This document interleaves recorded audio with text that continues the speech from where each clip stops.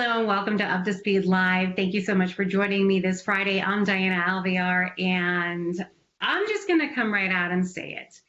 The last couple of weeks have been a little bit stressful, and of course, this follows a year full of stress. And so today we want to spend the time that we have together to reflect a little bit, learn, talk to one another, and maybe come away feeling better and better equipped to handle everything that we're handling right now. Obviously, what I'm talking about is dealing with crises, and 2020 had its share. I mean, I'm just going to tick through a couple of them right now. The pandemic, the economic fallout, racial and social injustice, natural disaster after natural disaster, politics. There's been so much stressing all of us collectively out. And for those of us that are parents and that have kids who are looking to us to help them navigate through these crises, it can be a lot. So if you're feeling tapped out, we have some solutions for you right now. In fact, our next 20 conversation that will be airing directly after Up to Speed is devoted to the topic of how to help your kids navigate crises. And we spoke to two incredible experts, Dr. Rachel Bussman from the Child Mind Institute and Dr. Shahiri Turner of the Crisis Text Line. Here's a preview.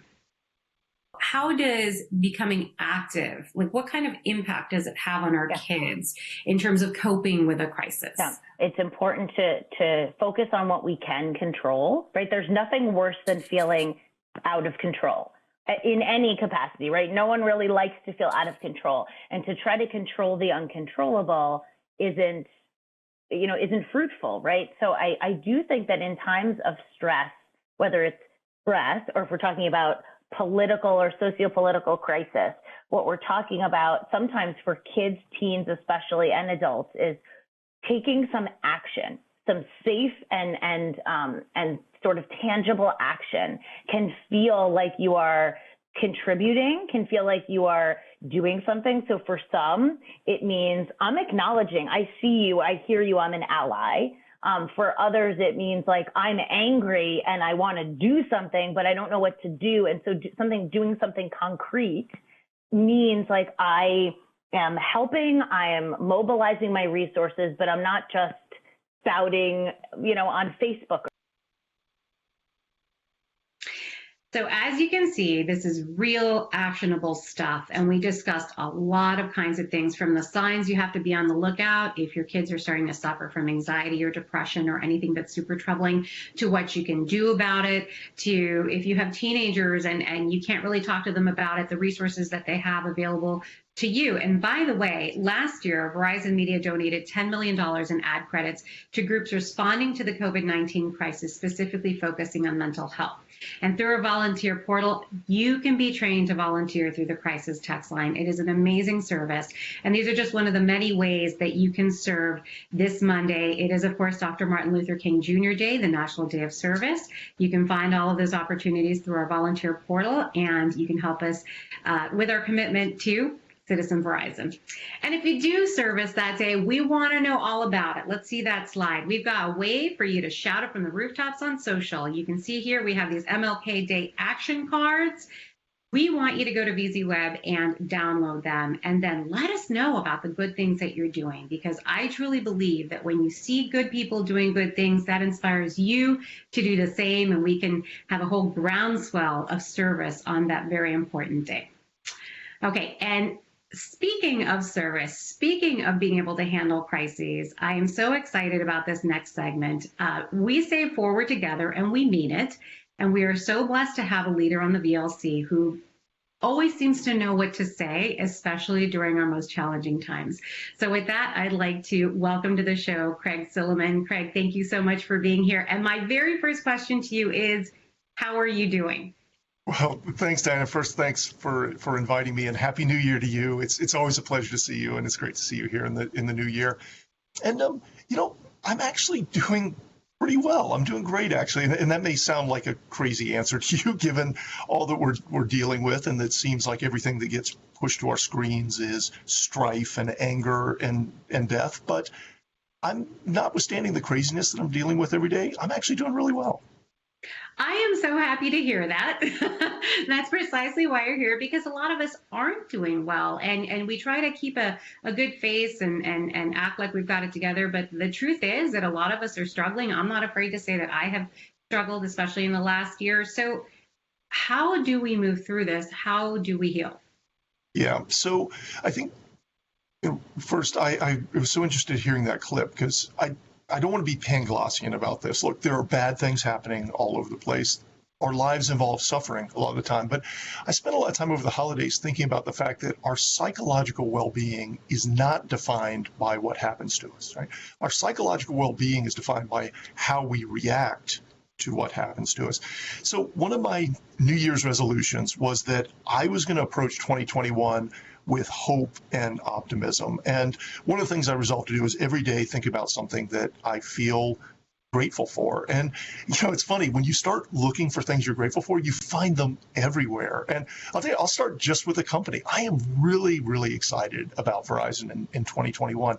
We know that what we're doing right here, all this this distant working and connecting over video, depends on the services we provide. But it's easy when we're all going to work day to day to kind of forget just how important and meaningful that is. I just think that's tremendous. When a tech connects up someone's home to Fios and suddenly a grandmother can see her grandchild on video, we were part of facilitating that moment of joy. And when we put up a new wireless radio and suddenly an area has connectivity that didn't have it before and it makes someone's life a little easier, but we made that happen. And when a group of friends get together and watch an NFL game on the Yahoo Sports app, we created that experience. And to me, what's also really cool is that not a single one of us could do any of those things alone, right? It's the very purpose of why we have a company. We all bring our unique skill sets together, and only together can we make those things happen. And whether we do it well or do it poorly can affect whether people's lives are a little easier or not, a little better or not. So that's great. I think that's so exciting because we have not only jobs, we have jobs that have a real purpose. And listen, COVID, there's no way around it. COVID is awful. It's destructive. It's disruptive. But even this dark cloud, I think, has a silver lining because if you think about the things that we used to do that were fairly routine, going out to dinner with friends or going to a show or just giving a friend a hug, you think about being able to do that again in the future, right? You get kind of like this spark of excitement, right? And that's pretty cool. It's like those first days of spring, after a long, cold winter when you just feel more alive. It's like the colors are more vibrant and the smells are just overwhelming. And I think if there's one gift of COVID, it's going to be that it's going to reintroduce these sparks of joy in parts of our lives that we had just come to take for granted. So look, I'm dealing with craziness all day long, but I'm pretty excited and I'm pretty optimistic and pretty hopeful about 2021. I love that you mentioned gratitude because the other day, I don't remember if it was Tuesday or Wednesday. It's been a long week. But my mom got her first shot, her first vaccine, and I let out the biggest exhale when that happened. And you're right. Like now I can plan and I can think, okay, I'm going to see my mom at some point and she's going to stay healthy. So yes, there's so much to be grateful for. I'm grateful for my bed that I sleep in. So I'm with you on that one, Craig. But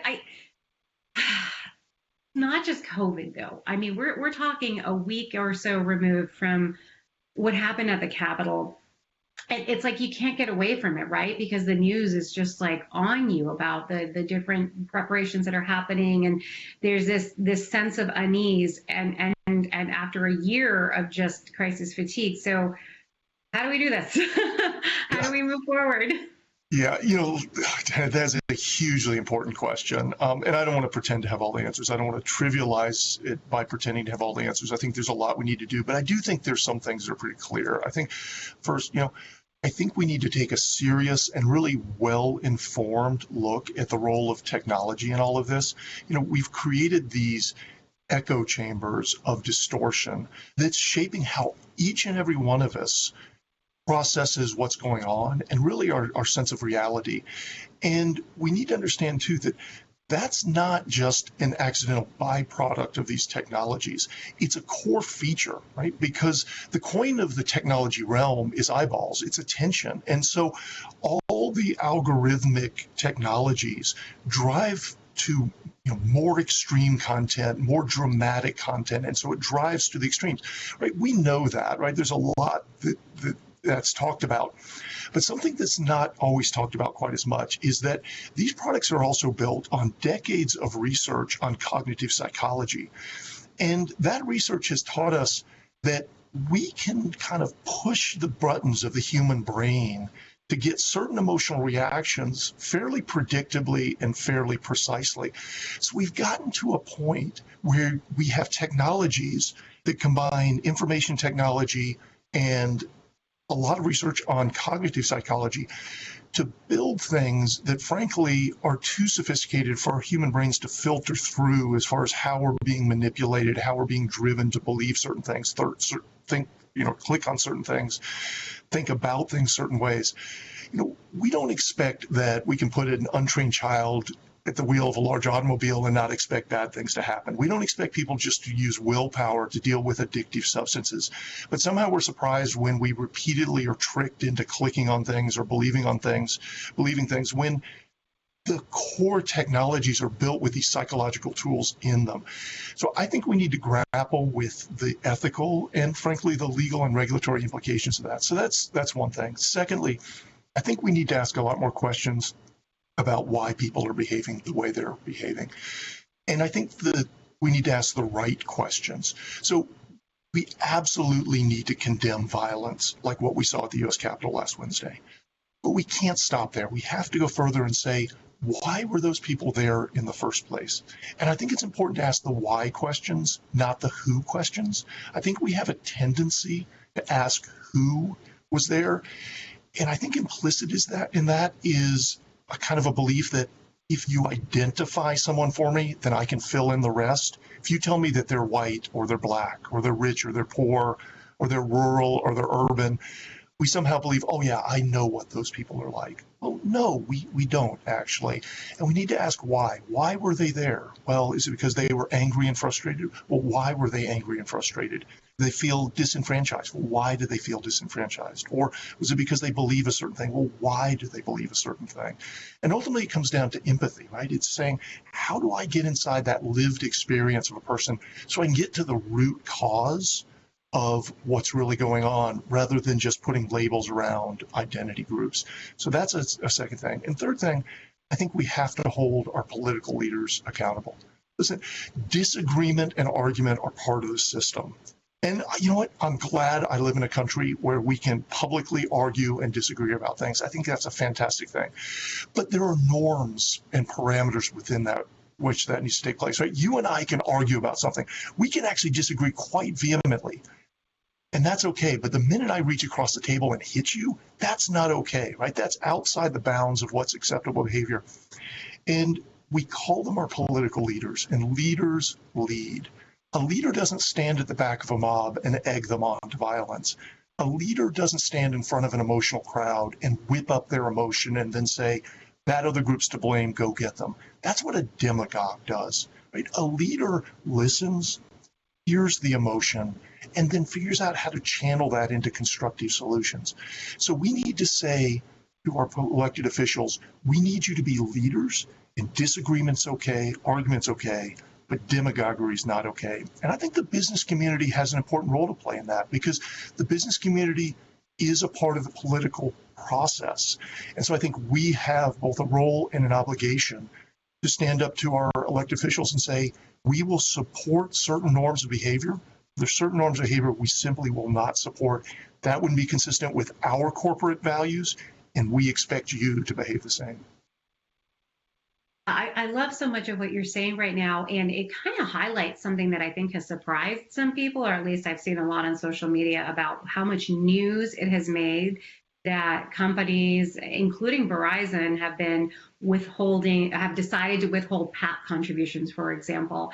And it really speaks to business stepping up and taking a leadership role in these societal situations. Can you speak a little bit about that? Sure, and you have seen it, and you've really seen a large part of the business community come together and speak with a fairly unified voice on this, starting with some of our largest trade associations like the U.S. Chamber of Commerce and the Business Roundtable that represent some of the largest companies in the country. And they put out a series of statements over the last couple of weeks, and they're kind of two big themes. One is, there is a lot of work that needs to be done in this country. We need to deal with COVID. We need to deal with the economy. We live in a dangerous and complex world, and there are foreign policy issues that need to be dealt with.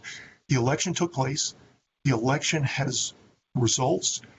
It's over. It's time to get back to work and focus on these important issues that are important to business, important to citizens, important to the country as a whole. So that's one theme you're hearing from the business community. The second is just the issue I was just addressing, saying, listen, we expect you to argue and disagree over policy issues. That is absolutely expected. But condoning violence is not okay. That wouldn't be consistent with any of our corporate values, and it shouldn't be consistent with any of our political values, our political system. You have to respect the process, and we expect you to behave within certain norms. And to be clear, the business community is not taking partisan sides. This isn't about Republicans versus Democrats and Democrats versus Republicans. This is about individual members in each party. So, for example, at Verizon, we have always worked very hard to engage in a very balanced way with both sides of the political aisle, including in our political giving. We've always striven to make it very equal. And that's going to be true going forward as well. This isn't a question about shifting our support from Republicans to Democrats or Democrats to Republicans. This is about saying, which Republicans will we be supporting and which will we not? Which Democrats will we support and which will we not? And what will define that is partly their policy positions, but also do their words and their actions comport with our corporate values, which are respect for others and, frankly, having vigorous debates, but stopping at the door of condoning violence. So that's what you're seeing going on in the business community, including Verizon, and we're joined by a really broad swath of the business community as a whole on that. That is one of my favorite things about being a V-teamer is the fact that we're expected to live out our values. We're expected to live out the credo. And so, I'm glad to hear that. And, speaking of politics, we have a new administration that will be taking over on the 20th. And what do we know about Verizon moving forward once there's a new administration? Can you tell us a little bit about that? Sure, absolutely. And first, you mentioned the inauguration, and let me mention, because I know this is in the news a lot, there's discussion of potential violence and unrest. We certainly hope that there won't be, but from a security perspective, we prepare for the worst and hope for the best. So we're doing a lot of work all day long preparing for that from a security perspective. I'm obviously not going to give our whole playbook there. We don't do that from security defensive perspective. But just know that Dan Maloney and all of the folks on our security team are working this all day long. We are closely coordinating with federal and state law enforcement officials to make sure everyone's coordinated on what's going on, that we have the proper intelligence, we have the right security assets and the right people. As we've always talked about, as we've talked about throughout COVID, our first priority is the health and well-being of all of our colleagues, and we're really focused on that as we move into the days to come. We certainly hope it won't be necessary, but we're going to be fully prepared if anything happens. More broadly, as we get past the inauguration, as you note, we have a new administration. We have the Senate that has now flipped from Republican to Democrat. So there are a couple of things that we know. And those are, first of all, we know that generally speaking, not always, but generally speaking, Democrats have a tendency to probably be a little more prone to look at regulation as a solution. We are used to operating in highly regulated environments. We know how to do that. That's not a problem. We will work still to be first and foremost focused on serving our customers, and we will just engage in those debates. As I've said before, all the V-teamers, there's a role for the public policy team in that, but there's a role for all of us, because ultimately regulators key off of customers. And if customers feel like they are being cared for, if they feel like they can trust what they're being told, if they get what they're being promised, then regulators feel like they can stand back. It's only when the regulators feel that customers aren't being given a fair shake that they feel the need to step in. So every single day when we're interacting with customers, we have a chance to send that message that says, that's what we're focused on, and we will care for those customers.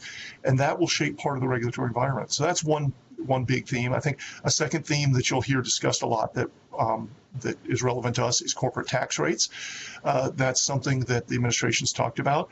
Again, from a public policy perspective, we'll engage in that debate. But I think we all have a role in that, because people talk about, well, what happens to all of that money that's coming in as customers pay us for services?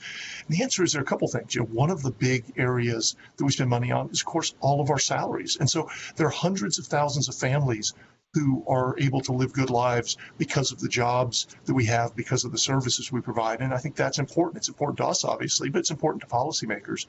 Another huge area of our spend is, of course, building out the network. We spend billions of dollars a year building out the network, which is more needed than ever. So I think, all of us have a role with our families, our friends, people in our community, explaining, hey, Verizon's a big company. What is it that you're doing out there in our communities? And we say, not only are we supporting hundreds of thousands of jobs, but we every day are expanding these networks so that we can learn from home, we can work from home, we can communicate with each other, we can be entertained, we can connect.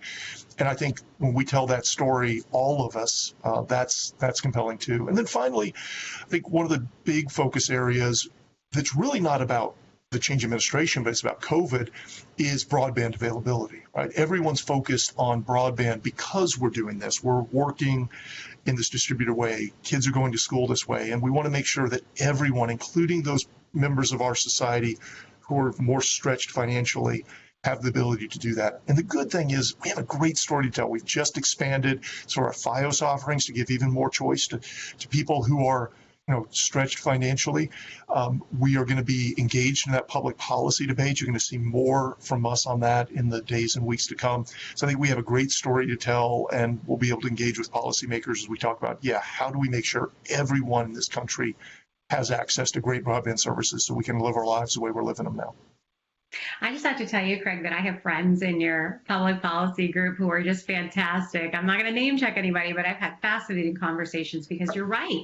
I mean, the company depends on public policy in order to be able to do what it does. And then I have awesome friends in the network group too, who have walked me through building out 5G cities and what it takes. And it really is mind-boggling. So these are very important issues moving ahead. And I'm so glad that you mentioned digital inclusion because, again, I'm going to shout out my shirt, but we have Citizen Verizon for a reason because digital inclusion is one of our pillars. It's important to us as a company. It is part of our very brand. And, we want to continue being able to do this kind of work.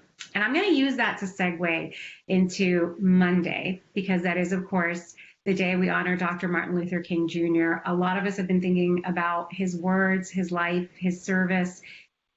We're in interesting times where we need to lean on his words more than ever. So I just wanted to ask you a little bit about your thoughts on Dr. Martin Luther King Jr. Yeah, it's a great question, Diana. And as we're in this time and we think about we're so divided and how do we move forward, it's hard not to think, especially right now as we head into Monday, about Martin Luther King Jr. and kind of lessons from his life. And we're already seeing a lot of images of him as we head towards Monday. We're going to see a lot more on Monday. But when I think about him, one of the images we'll see the most, of course, is going to be the image of him standing on the steps of the Lincoln Memorial, giving the "I Have a Dream" speech during the March on Washington in August of 1963. And look, it's an iconic image, and it's one of the greatest, most powerful speeches ever given in the English language. But to me, when I think about his greatness and his genius, that's actually not what I think about. And I think in some ways that's misleading because you see that image and he's there in front of this sea of an adoring audience. And you get this image of someone who has all the power at his fingertips, who's triumphant, whose victory is imminent, whose vision of racial equality is imminent. And of course, we know that isn't true. It wasn't true. And so when I actually think about Dr. King's genius, I actually think about him a couple months before that in April of 1963, when he wrote a letter from Birmingham jail. And there he was sitting in jail in Birmingham, Alabama. He'd been arrested for leading a parade without a permit. And he was besieged from all sides. Moderate clergymen were criticizing him for what they saw as stirring up trouble unnecessarily. They felt like he was moving too quickly, and they were urging him to be more patient, saying, look, let racial justice come on its own time frame.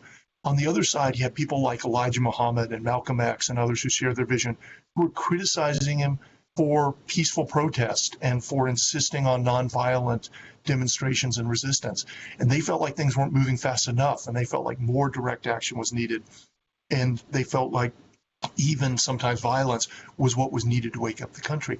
And then he's sitting there in jail, and all of the institutional power was with Bull Connor and the Birmingham police. They had the law on their side. They had the snarling dogs on their side. They had the fire hoses on their side. And then finally, public opinion was against him. You know, we forget now because we've so idolized Dr. King. But at the time, the majority of the US population had a negative impression of him. So in some ways, you think of him sitting there in jail in April of 1963, and it's hard to see the path to victory from there. And yet, right, in April 1963, the pastor of Atlanta's Ebenezer Baptist Church, Martin Luther King Jr., was sitting in an Alabama jail. And in a few days, the current pastor of that very same church, Raphael Warnock, is going to walk through the front door of the Capitol, head held high, to be sworn in as a U.S. Senator. In large part because of what his predecessor did all those years ago. And so you kind of say, how does that happen, right?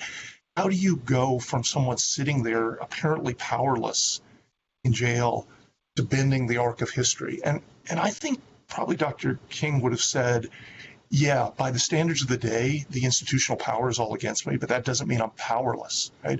Because in the long run, moral character matters, right? In the long run, truth prevails, right? Goodness is rewarded. Organization is powerful. Empathy is indispensable. If you know how to understand the technology of mass communication, you can use it to build empathy. You can use it to heal divisions instead of to create them. And maybe more than anything, in the long run, history honors those who appeal to the better angels of our nature. It honors those who give us a vision of a better version of ourselves, of a better version of what our society could be. And that's why today, Martin Luther King Jr. is honored on the National Wall as amongst our greatest Americans.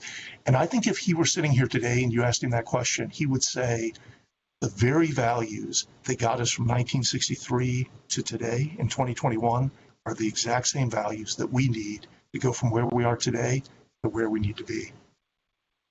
I just think that's so beautiful. And there's a quote, it's posted everywhere all the time, but, as you were talking, I just kept thinking about when he said, let us realize the arc of the moral universe is long, but it bends toward justice. And, we are at an inflection point right now. And really, I think this is when we have to lean into our values, right? This is when we have to lean into our fight for justice and doing right by our neighbors and our fellow V-teamers. And just, we may disagree, but we can do this, right? Yeah, and I think what you just said is so vital, Diana. Yes, the arc of moral justice history may bend towards justice, but it doesn't bend on its own, right? We bend it. Each and every one of us has the ability to bend it, and so it has to be an active process. That's what we needed to hear, Craig. I thank you so much for coming on and talking to us, because I think sometimes we need to hear that this is a process, and we need to hear that there are all these forces that we don't even realize are at work, even within Verizon, moving us in the right direction. But we're so grateful to have you here today. I think a lot of people are going to feel better having heard from you. Thank you so much, Craig. Thank you so much. It's always a pleasure to spend time with you. Thanks for the invitation, and Happy New Year again. Happy New Year. And for those of you who were watching, we've been talking about crisis fatigue. And I hope that Craig's words uplift you. They serve you throughout the weekend. And never forget, as he said, it takes all of us to bend that arc, right? And you can bend that arc on Monday. You can do acts of service. It is National Day of Service. You can download those service cards for social on VZ Web. And remember, it takes all of us to to make Citizen Verizon a living, breathing thing that's going to move us forward in the future. So don't go anywhere. We want you to stick around and watch our next 20 episode on how to talk to your kids about crises. And I think part of the conversation has to be about how you can help them feel empowered by doing good things for the world. I mean, kids are the best when it comes to, they want to help. So find a way to get your kids to help. And I just want to tell everybody, thank you for having me here. I feel better. I hope you feel better. This is the power of Up to Speed. Stay safe. Do some good stuff this weekend, and we will see you next weekend. I'm Diana Alvear. Thank you so much for joining me today. Next time, you're Up to Speed.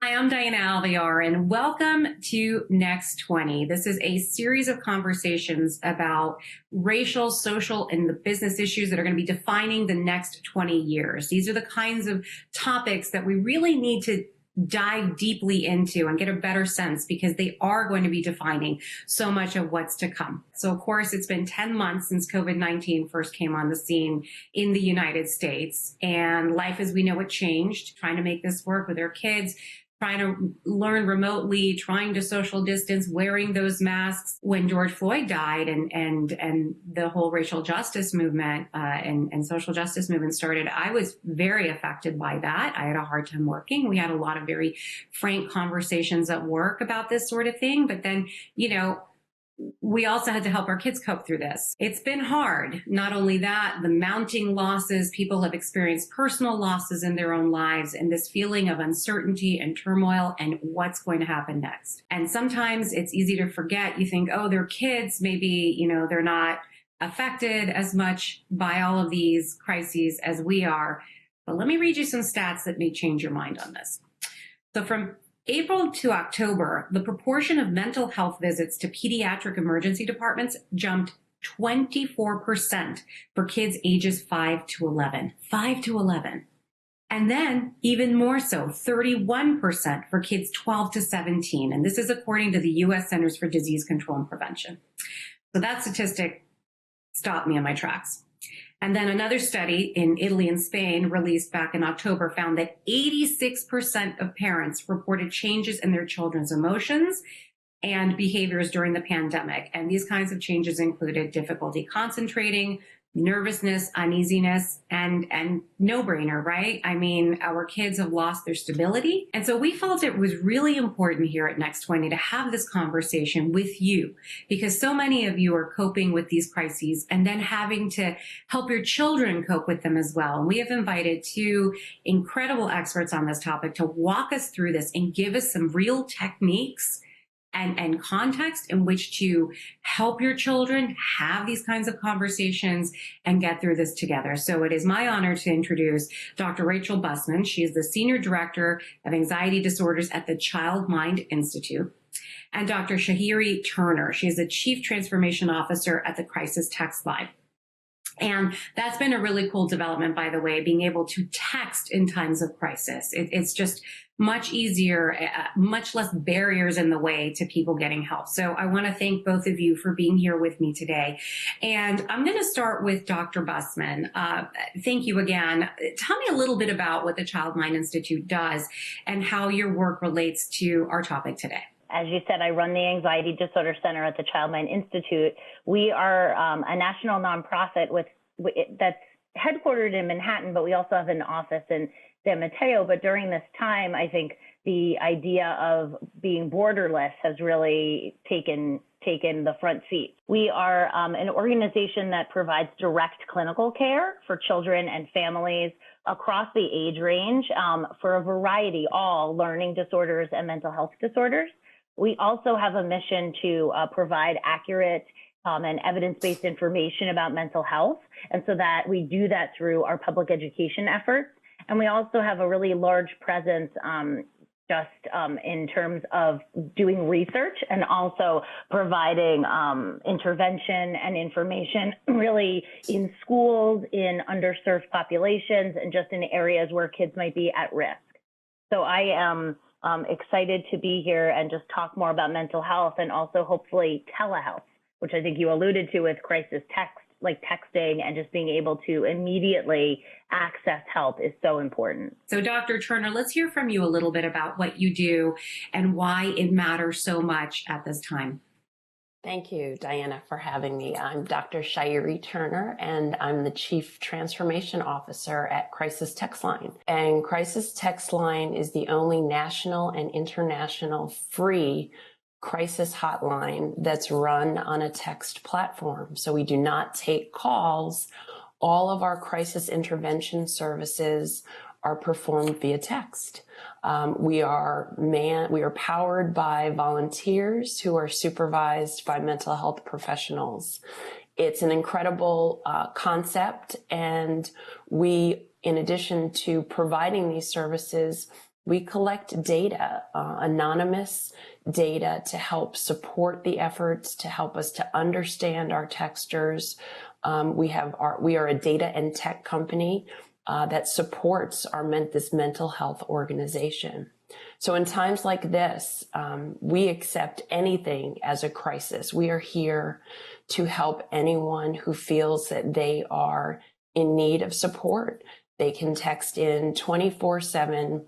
It's free. We are a bit of a mental health emergency room for America, especially during these very, very confusing and complicated times. Dr. Turner, I'm going to stick with you because I would love to know a little bit more about what are the most common types of outreach that you're getting related to the pandemic, to these crises. How does it start when it comes to texting during this crisis? So people can text in at any time, and they're received by a volunteer. They are assessed for their risk of suicide. They are then de-escalated. So there's an engagement via text to really help the person pinpoint and determine, adult or child, to pinpoint and determine what is the actual need, what is the crisis. So after every text conversation, both the texter and the volunteer can opt to complete a survey. So this helps us tremendously to understand what's going on across the country. What are the issues? So in 2020, what we saw that 36% of our conversations focused or included discussions of depression, 35% anxiety, 33% relationships, 26% around school, 23% around suicidal ideations, and then 28%, as you can imagine, 20% around focused on isolation and loneliness. So this is based on 1.4 million conversations that were engaged in between texters and volunteers in 2020. And for our purposes here, 48% of our texters are 17 and under. And 74% of them said in 2020 that they shared something with our volunteers that they had never shared with anyone else before. So we really see ourselves as a tremendous resource for teens and adults, but especially for teens who are such a text-based generation. It allows them the privacy and the access and the control to deal with their crisis independently, but receive the support that they need. Dr. Bussman, I want to turn to you about that. What are you seeing with the Child Mind Institute in your work with kids? What do they need from us? Our most frequent calls from families, from parents concerned about their kids, and kids being 7, 8, 10, 20, include things like anxiety disorders, whether it be someone who had a pre-existing anxiety disorder and it sort of percolated during this time, because we know when we're more vulnerable when we're more vulnerable because of a stressor that can make things that already exist worse. We're also getting new calls about new anxiety. And then again, school-related difficulties, just the difficulties navigating this really challenging environment. Isolation and depression, certainly for younger kids, but definitely our teens who are really feeling, in a lot of ways, very disconnected. For teens, your peer group is very, very important. And even though, some of the patients I work with know they have their friends, they chat with their friends via text frequently, and even maybe have a socially distanced walk, they still feel that lack of actual being with, right? I will also say that I've seen during this time incredible resilience. And that's important because parents, in some ways, that's the best way they can help, is to model certain behaviors and also remind their kids and teens that during this time, they've also been incredibly resilient, incredibly able to adapt. I think just the idea of mask wearing is a great example. I think many of us were probably thinking a year ago, my kid is going to wear a mask every day. That's never going to happen, right? And they just do it, right? And I've seen also kids, I know families with kids who are, kids have sensory difficulties or on the autism spectrum. And yes, that adds an entire layer of challenge. And I've also seen kids and teens do amazing. It's important to work with families around how can we help? How can we arm you with some skills for you and your child? But also let's highlight your incredible strengths and kids' incredible ability to adapt. There are so many families that are struggling with direct impact from a lot of what's been happening. I mean, just for example, maybe losing a family member or several family members to COVID-19. Right. Maybe their parents losing their jobs. And, when your parents are struggling for money, I mean, you feel it, it's scary. You don't know what's coming next. Parents that are struggling with, virtual learning and trying to make this work, and maybe they don't have access to internet, those kinds of things.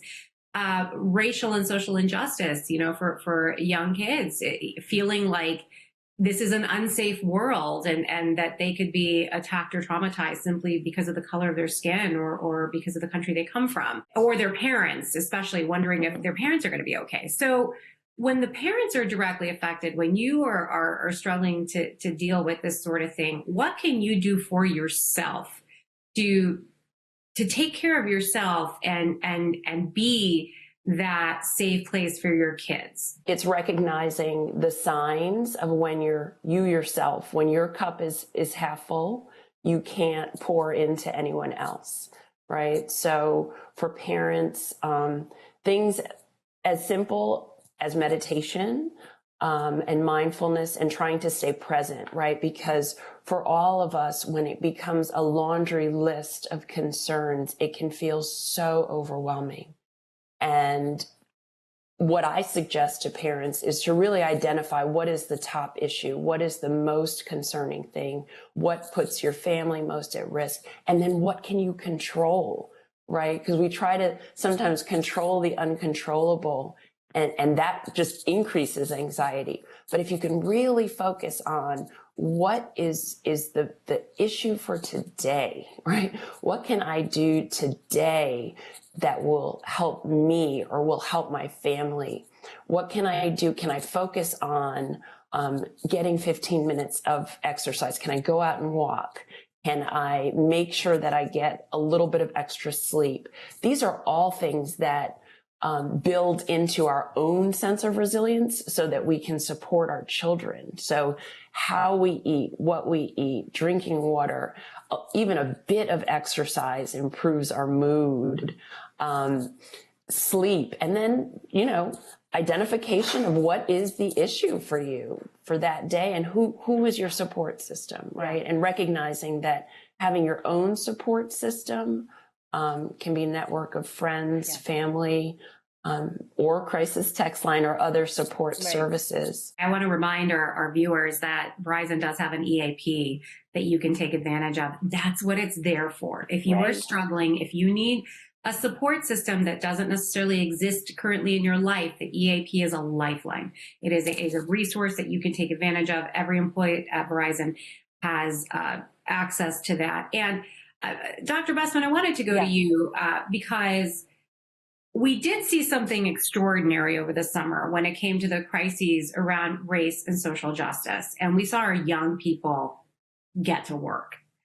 We've seen them get to work with the climate crisis, and then we saw a whole other side of them this summer marching and doing things. So I wanted to talk to you about how does becoming active, like what kind of impact does it have on our kids in terms of coping with a crisis? Yeah. It's important to focus on what we can control, right? There's nothing worse than feeling out of control in any capacity, right? No one really likes to feel out of control, and to try to control the uncontrollable isn't fruitful, right? So I do think that in times of stress, whether it's stress or if we're talking about political or socio-political crisis, what we're talking about sometimes for kids, teens especially, and adults is taking some action, some safe and sort of tangible action can feel like you are contributing, can feel like you are doing something. So for some,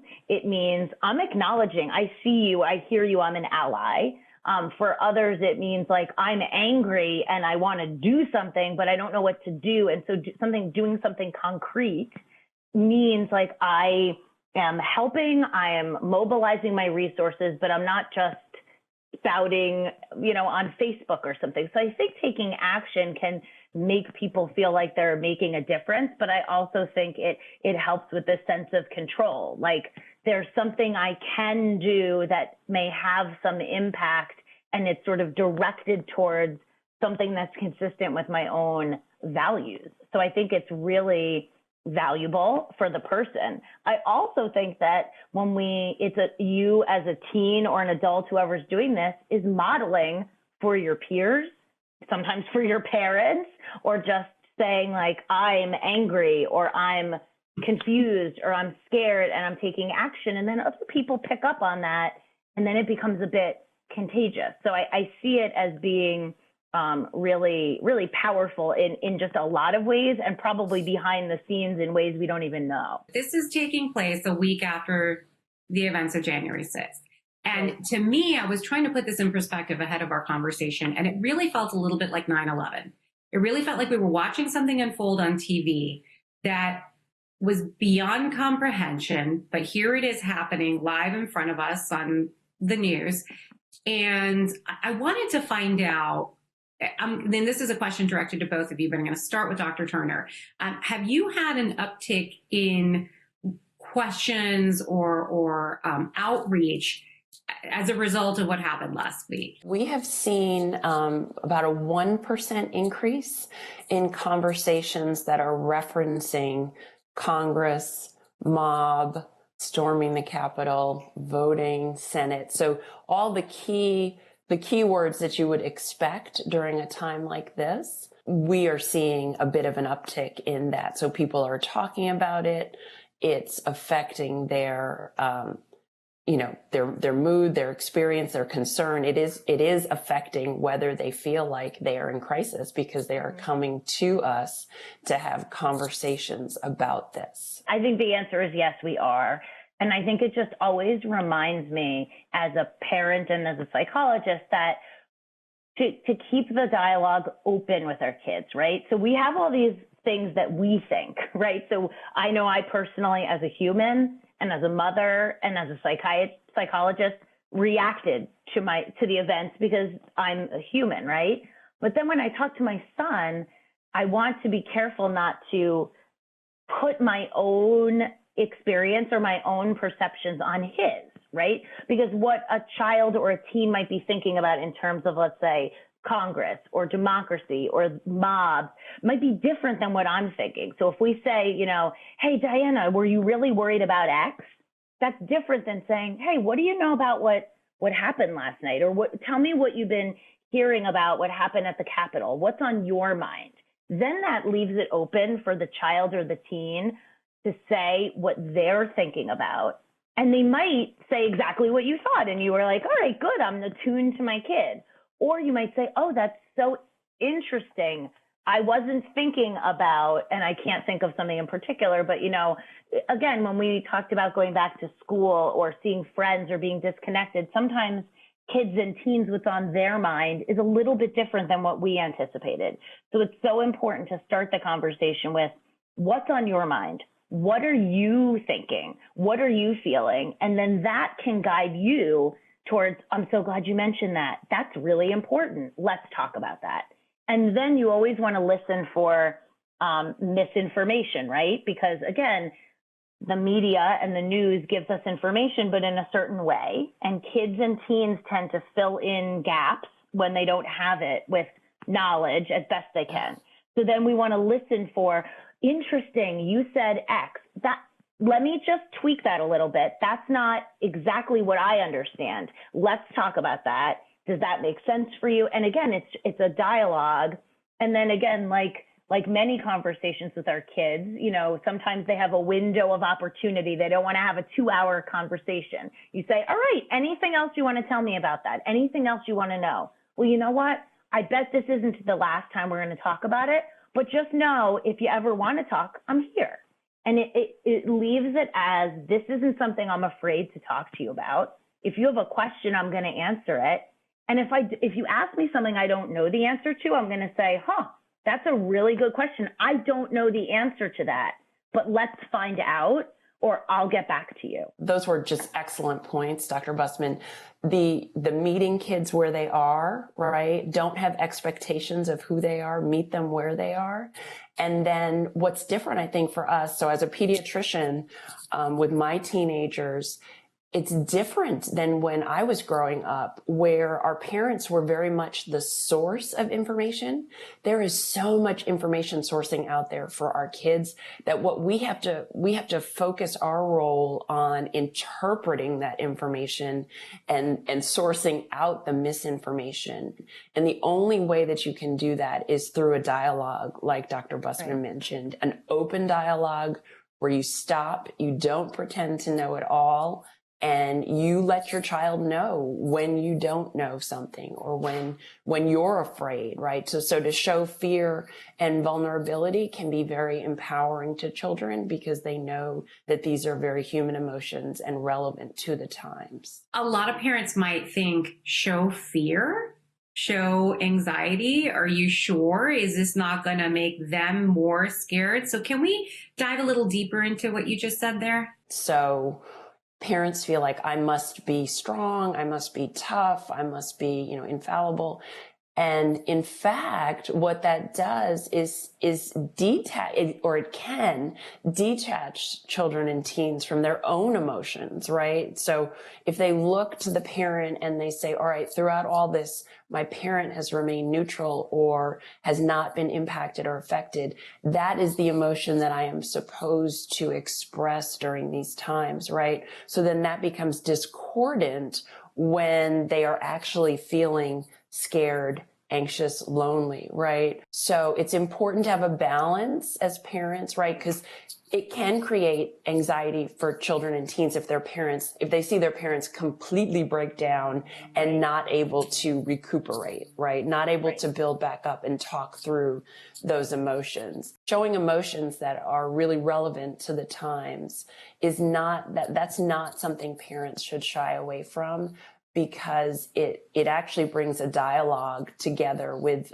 their child, with their teens about, this is how it makes me feel. How does it make you feel? Right. Yeah. And then you've opened the opportunity to really hear about, I'm afraid, I'm anxious, I'm scared, right? Yeah. Because it's an acceptable emotion to have. So let's talk a little bit briefly about, what if parents start seeing troubling signs in their kids? What if they start to see them becoming more withdrawn, more anxious, concerned over things that they don't need to be concerned about? If you start seeing some of these signs, what should they do? And I'm going to start with you, Dr. Bussman.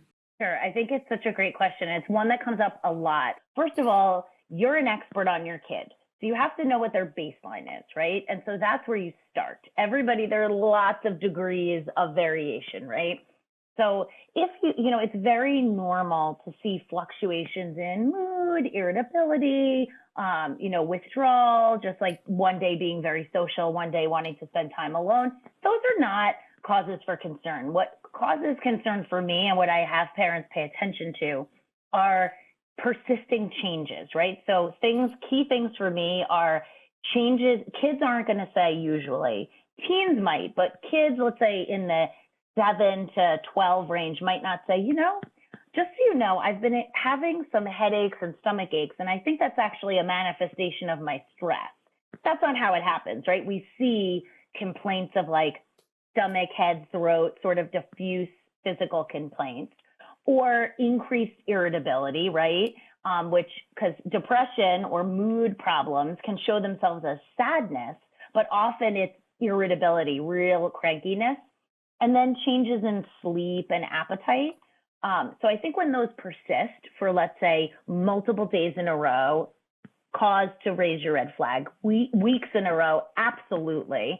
And I think for teenagers, yes, they spend time in their room, but we want to know what they're doing. So if they're chatting with their friends or doing homework, I'm not so concerned. But if you see withdrawal and sort of a disengagement from activities that used to be enjoyable, like I just don't feel like, and I had a conversation with a teen that's struggling with depression just this week. So she cooks, but really isn't doing that so much anymore.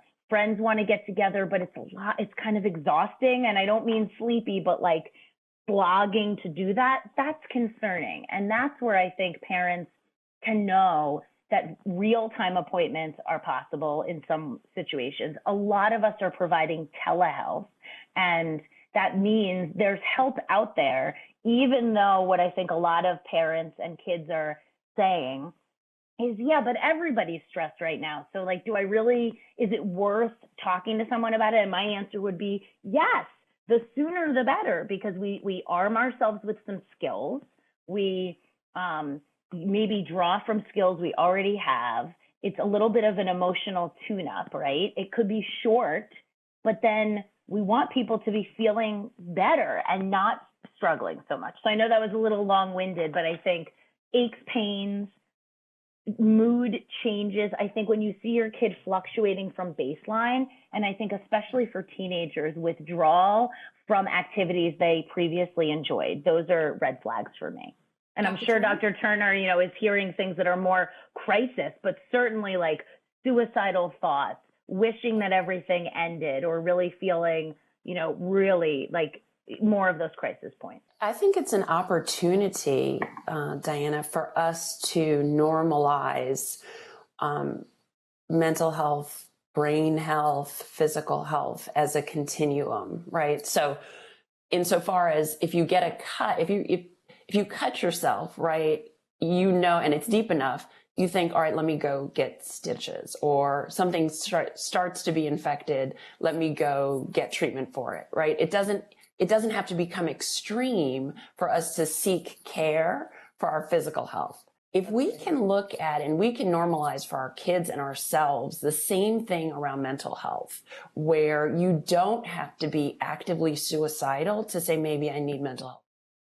You can be, in the way that Dr. Bussman mentioned, any of those things, right? Increased sleep, increased irritability. Those are all just opportunities for you to say, am I doing okay, right? And if I'm not doing okay, pandemic aside, if you are not yourself, get help, right? The help is there.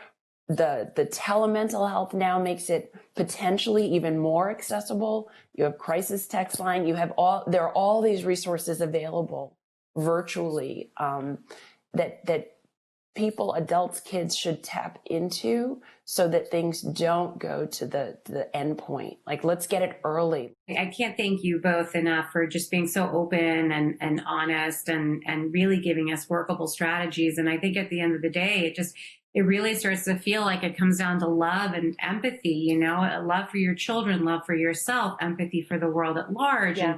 and creating that space, that safe space for these conversations. And again, those guidelines for the conversation, knowing that we have those resources, that we have the crisis text line, that we have a place like the Child Mind Institute, and we have people like you who are dedicated to really helping our kids and people in general work their way through these kinds of crises. I never in a million years thought I'd see a year like 2020, and 2021 has not been much better just yet. So I thank you both for taking the time to talk to us. And again, if you're watching this and you work at Verizon, you have that EAP. If you are struggling right now, there is no need for you to struggle alone.